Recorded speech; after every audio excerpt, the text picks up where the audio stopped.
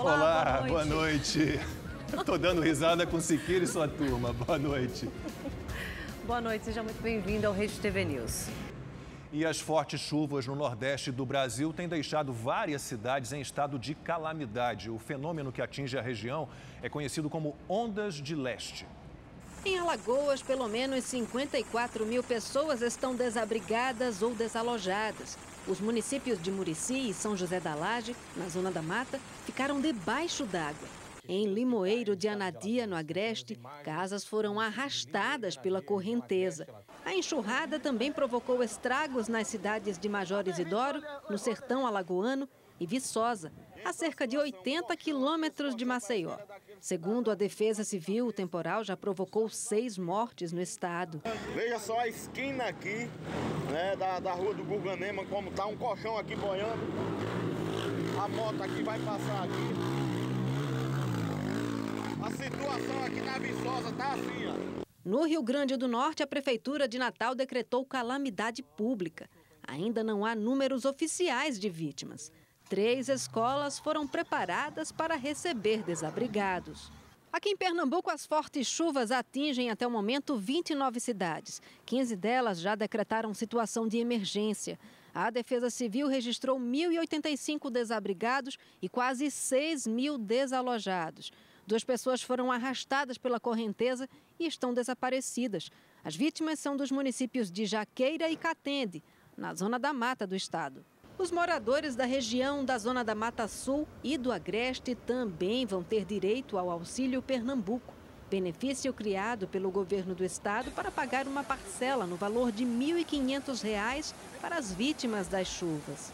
As tempestades são consequência do fenômeno conhecido como ondas de leste, alterações de vento e pressão que atuam na faixa tropical do globo terrestre, gerando nuvens muito carregadas na região nordeste do Brasil. O governo federal reconheceu a situação de emergência em 15 cidades, dos estados de Alagoas, Amazonas, Bahia, Pernambuco, Rio Grande do Norte e Santa Catarina. A maioria por causa da chuva e algumas pela estiagem. Com isso, os municípios ficam aptos a solicitar recursos do Ministério do Desenvolvimento Regional para ajudar a população afetada.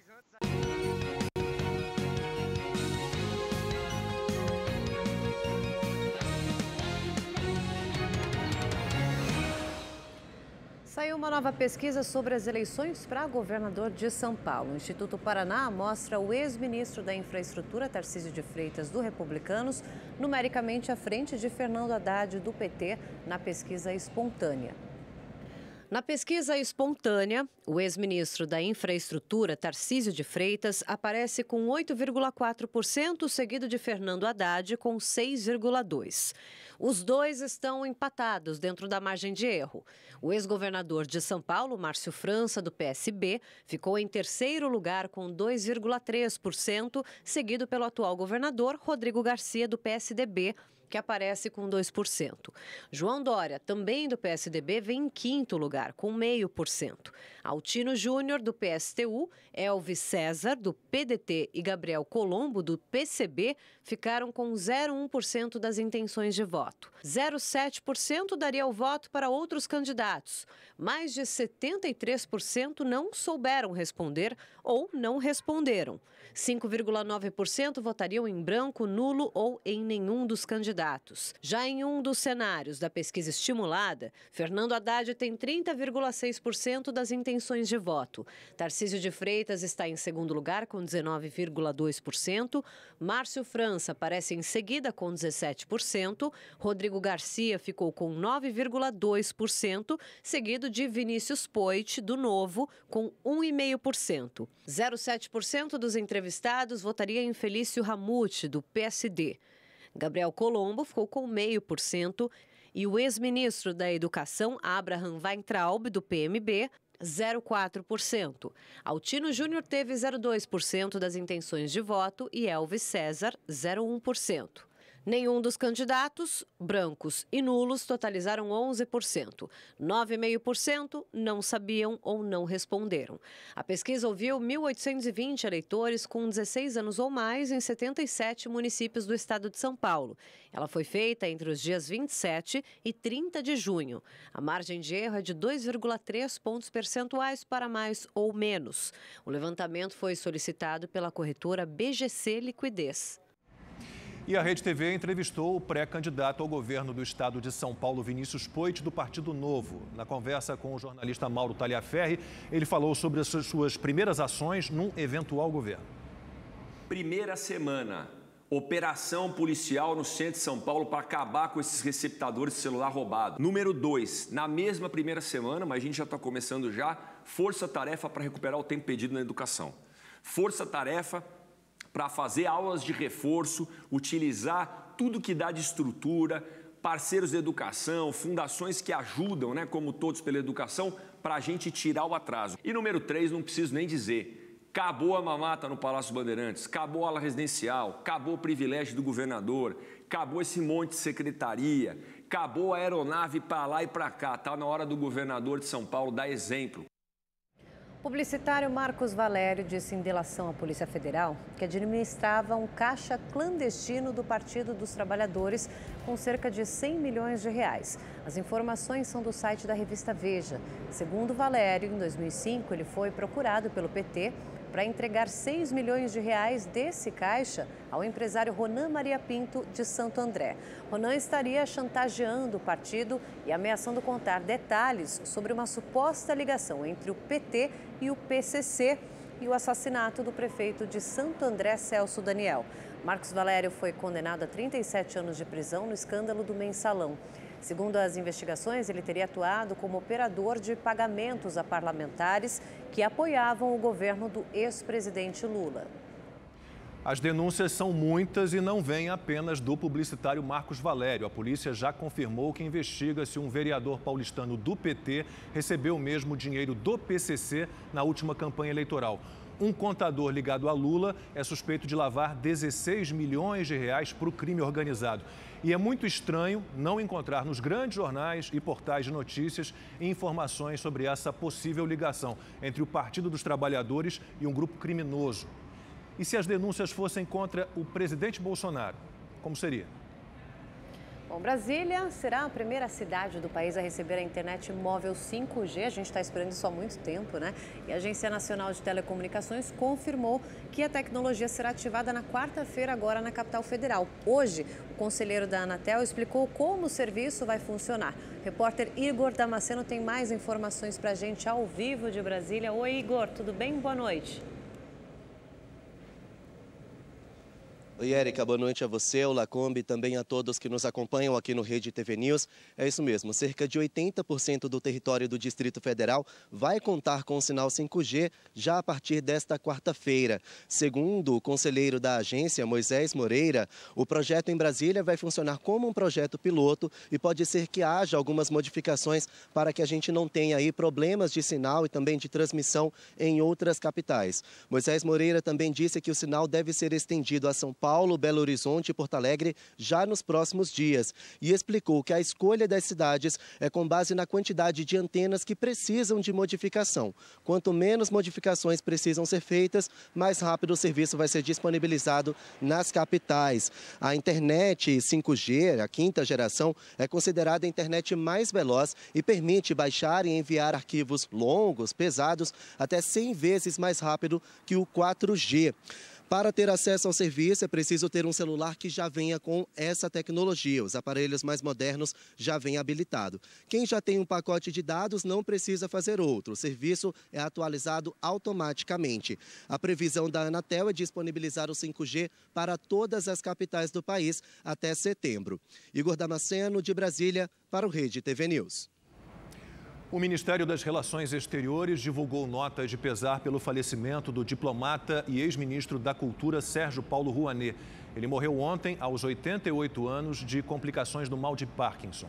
Sérgio Paulo Rouanet foi o autor da Lei de Incentivo à Cultura, conhecida como Lei Rouanet, criada em 1991.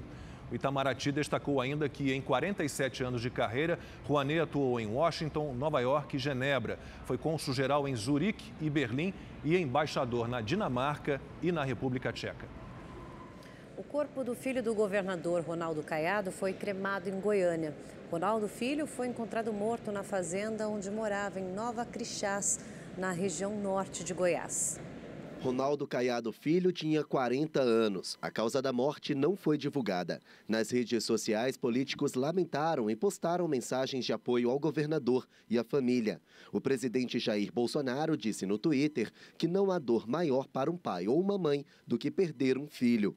O presidente da Câmara, Arthur Lira, pediu a Deus que conforte a família neste momento. O presidente do Senado, Rodrigo Pacheco, também desejou força aos familiares. Começou a valer hoje o reajuste nas tarifas de energia elétrica em 24 municípios do estado de São Paulo. A repórter Estela Freitas tem as informações ao vivo. Boa noite, Estela. De quanto é o aumento? Boa noite, Lacombe. Boa noite a todos. Olha, o aumento médio é de 12%. Explicando em detalhes, para os consumidores de baixa tensão, que são em sua maioria residenciais, o reajuste é de 10%. Já no caso de clientes de média e alta tensão, que são indústrias e grandes comércios, o aumento é de 18%. Ao todo, moradores de 24 municípios atendidos pela Enel, incluindo a capital e cidades da Grande São Paulo, já estão pagando mais caro pela energia elétrica. Esses aumentos são definidos todos os anos pela Agência Nacional de Energia Elétrica, ANEEL, com base em regulamentos federais. E esses reajustes, eles são em grande parte formados por impostos, encargos setoriais e custos de geração e transmissão de energia. 303 cidades do interior de São Paulo, atendidas pela CPFL, não terão aumento nesse momento. Para explicar melhor, eu estou aqui com o economista Ronaldo Buzo, que vai explicar para a gente, então, por que algumas cidades têm reajuste nesse momento e outras não. Uma boa noite para você. Boa noite, Estela. Bom, a Agência Nacional de Energia Elétrica, a ANEEL, ela tem um calendário no qual ela executa esses reajustes tarifários e depois homologa. Ou seja, todas as distribuidoras do país passarão por esse processo de reajuste tarifário ao longo de cada ano. Porém, esses processos não ocorrem no mesmo momento. Por exemplo, agora recentemente tivemos o processo de reajuste e homologação da Enel. Da mesma maneira que nos próximos meses, semanas e meses, teremos os processos de reajustes das outras distribuidoras do país. Então, nesse momento, para os consumidores que vão ter que pagar por esse reajuste, quais são as dicas para economizar, além daquelas que a gente já sabe trivialmente, de diminuir o tempo de banho no chuveiro elétrico, tirar equipamentos eletrônicos da tomada, o que ele pode fazer? Bom, além de todas essas dicas, que continuam sendo válidas, né? O esforço de economizar energia e diminuir o nosso custo, é importante que o consumidor, principalmente o residencial, saiba como funciona a sua fatura de energia.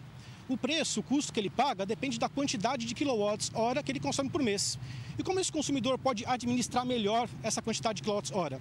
Dê uma olhada naquele selo do Procel. Sabe aquele selinho, aquela etiqueta que aparece colocando se a TV está no patamar A, B, C de consumo e eficiência de energia?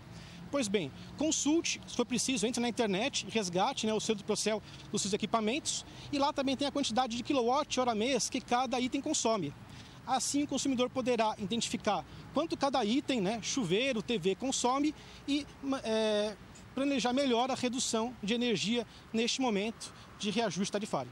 Perfeito, Ronaldo. Muito obrigada pelas suas dicas, então, para vocês que estão assistindo aí também. É só conseguir ter esse controle aí no orçamento e a gente traz mais atualizações sobre esses custos também em outros momentos. Voltamos com vocês no estúdio.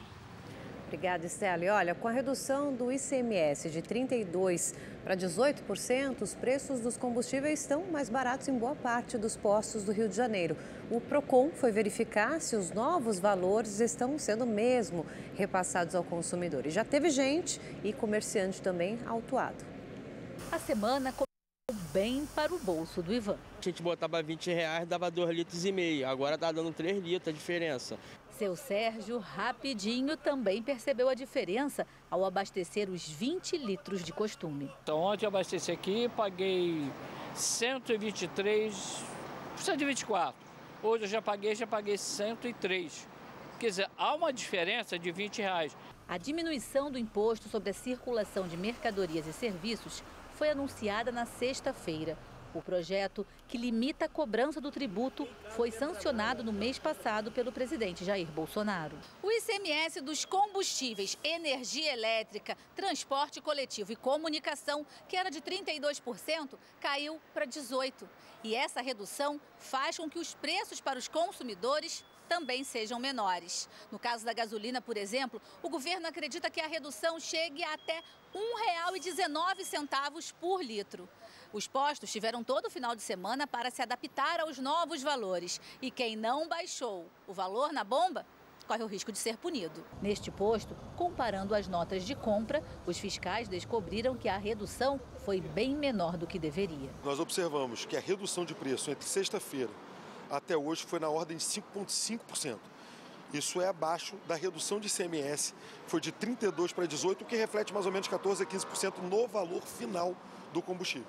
Então, nesse caso, o posto foi autuado por não ter repassado ao cliente o desconto que ele deveria no valor final do combustível. Os estabelecimentos autuados têm 15 dias para recorrer. Caso contrário, a multa pode chegar a 12 milhões de reais. As fiscalizações são feitas em todo o estado. O consumidor que se sentir lesado pode fazer denúncias ao PROCON. Nós vamos verificar também qualidade de combustível, quantidade, publicidade, mas o foco principal são os preços. Natália hoje vai viajar mais tranquila. Está sendo maravilhoso que a gente está indo pegar a estrada, indo para São Paulo, então foi ótima essa redução. A Polícia Federal de Minas Gerais apreendeu mais de 1.000 caixas de cigarros e cerca de 100 comprimidos para inibir o sonho, conhecidos como rebites. A carga estava em 2 caminhões estacionados num posto de combustíveis na BR-251, perto de Montes Claros. O material contrabandeado do Paraguai seria levado para a cidade do interior de Pernambuco. 2 motoristas e um homem que dava cobertura à ação foram presos em flagrante. Eles devem responder por associação criminosa e contrabando. E olha essa cena agora, uma câmera instalada dentro de um carro flagrou um motorista sendo assaltado no Rio de Janeiro. Ele estava ali, olha só, parado num sinal de trânsito com o celular na mão quando... Aí o criminoso chega, surge de uma estação de ônibus pertinho ali e pega o aparelho. A ação foi super rápida. De acordo com a polícia, o caso não foi registrado pela vítima. Novamente, olha lá. Um avião de pequeno porte, carregado com mais de meia tonelada de cocaína, foi apreendido no interior de São Paulo. A aeronave entrou no país sem autorização e foi interceptada pela Força Aérea Brasileira. O avião sobrevoava o Mato Grosso do Sul quando foi classificado pela FAB como suspeito. Depois de várias tentativas de comunicação com o piloto, 2 aeronaves de defesa atiraram. O avião fez um pouso forçado entre as cidades de Jales e Ponta Linda, no interior de São Paulo. Os 2 tripulantes conseguiram fugir. A aeronave estava carregada com mais de 600 quilos de cocaína e com várias marcas de tiro. No local do pouso, os policiais federais conseguiram identificar cápsulas de munição de calibre 9mm deflagradas no local. Possivelmente, os policiais desconfiam que talvez o piloto, no momento da abordagem, com o intuito de ocultar as provas, ele mesmo atirou contra a própria asa da aeronave, com o intuito de causar um incêndio e destruir todos os produtos ilícitos. Deputados da Comissão de Segurança Pública e Combate ao Crime Organizado da Câmara Federal visitaram a Coordenadoria de Recursos Especiais da Polícia Civil do Rio de Janeiro. Eles conversaram com os agentes sobre os problemas enfrentados pela polícia. A visita partiu de um requerimento do deputado federal Eduardo Bolsonaro, do PL. Na cidade da polícia, que fica na zona norte do Rio, os parlamentares conheceram a sede da Coordenadoria de Operações e Recursos Especiais. Visitaram o Esquadrão Antibombas, a favela cenográfica, onde as equipes são treinadas para as operações. E viram como são feitas as ações com cães. Depois, a comitiva circulou pelas imediações da favela do Jacarezinho em 2 veículos blindados. Eduardo Bolsonaro também praticou tiro no estande da polícia. O dia também foi de comemoração pelos 53 anos da Glória. Durante a reunião, os policiais foram saudados por videochamada pelo presidente Jair Bolsonaro.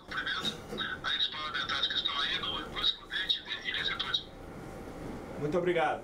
Eles também conversaram com os parlamentares sobre os problemas enfrentados pela polícia. No centro dos debates aqui na Cidade da Polícia esteve um tema que policiais e parlamentares consideram um dos maiores entraves ao combate ao crime organizado no Rio de Janeiro.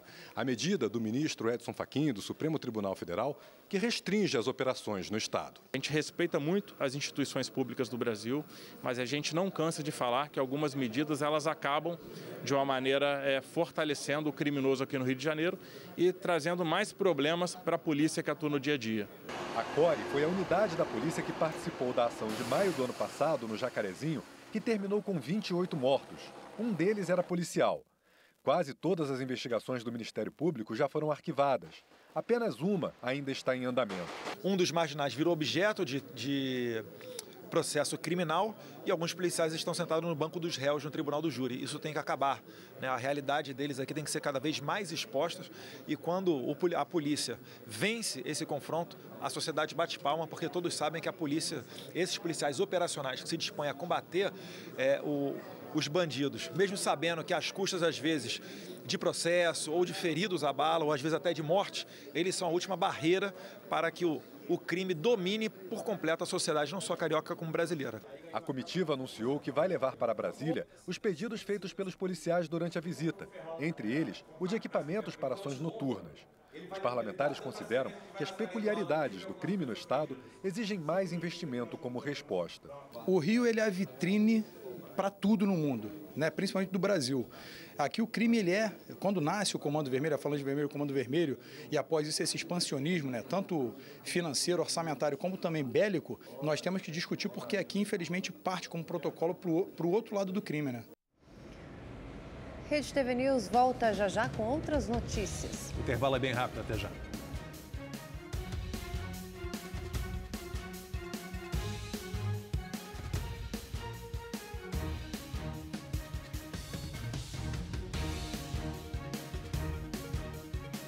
O cardeal Dom Cláudio Rumes, arcebispo emérito de São Paulo, morreu aos 87 anos, vítima de um câncer no pulmão. O corpo dele está sendo velado na Sé, no centro da cidade, e vai ser enterrado na quarta-feira. Natural do Rio Grande do Sul, Dom Cláudio foi ordenado sacerdote em 1958. Ele trabalhou ao lado do Papa Bento XVI em Roma como prefeito da Congregação para o Clero. E agora a gente vai falar um pouquinho de automobilismo, porque depois de 2 corridas em Nova Santa Rita, que fica no Rio Grande do Sul, a Stock Series tem um novo líder. Zezinho Mugiati assumiu a ponta da competição.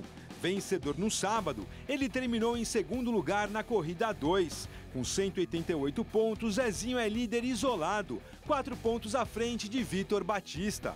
Já Rafael Reis, que abandonou a primeira prova por causa de um pneu furado, venceu a corrida de domingo. Arthur Lais completou o pódio da corrida 2. A próxima etapa da Stock Series acontece no último fim de semana de julho, no Autódromo de Interlagos, em São Paulo. E a Rede TV ganhou um grande reforço. Tem jogador do pentacampeonato mundial na área. Olha só quem invadiu a redação da Rede TV hoje, um pentacampeão mundial, novo apresentador aqui do Galera Esporte Clube, Edilson Capetinha. E agora craque também em frente às câmeras. É verdade. Queria agradecer, aproveitar aqui a oportunidade, né, a todos aqui da Rede TV por ter, me recebido tão bem, né? Você chegou numa semana especial, né? Que o Brasil comemorou 20 anos do Penta e você estava lá. Eu estava lá no Penta, foi uma festa linda, maravilhosa, todo mundo presente, a maioria dos jogadores, teve alguns que não puderam ir, mas foi uma festa maravilhosa, agradecer a CBF, né? E já que a gente está falando aí do último título da seleção, e está em ano de Copa do Mundo também, não tem como falar da tua expectativa para esse ano aqui para o Catar. A expectativa é grande, né? Toda vez que o Brasil sai para uma Copa do Mundo, queria ser aquelas festas, né? Que a gente já está acostumado em todos os lugares, em todos os bairros. O brasileiro tem muita ligação com o futebol. E isso é muito importante. O futebol anda junto com até o espírito, né, do povo brasileiro. Se o futebol vai bem, tá todo mundo feliz, tá todo mundo alegre. Isso aí. Obrigada, Edilson. Obrigado. Bem-vindo, Capetinho. E o Rede TV News termina aqui. Obrigado pela companhia. A gente volta amanhã. Até lá. Boa noite para você. Boa noite para você. Semana só começando e a gente espera você aqui, hein? A gente conta com a sua presença.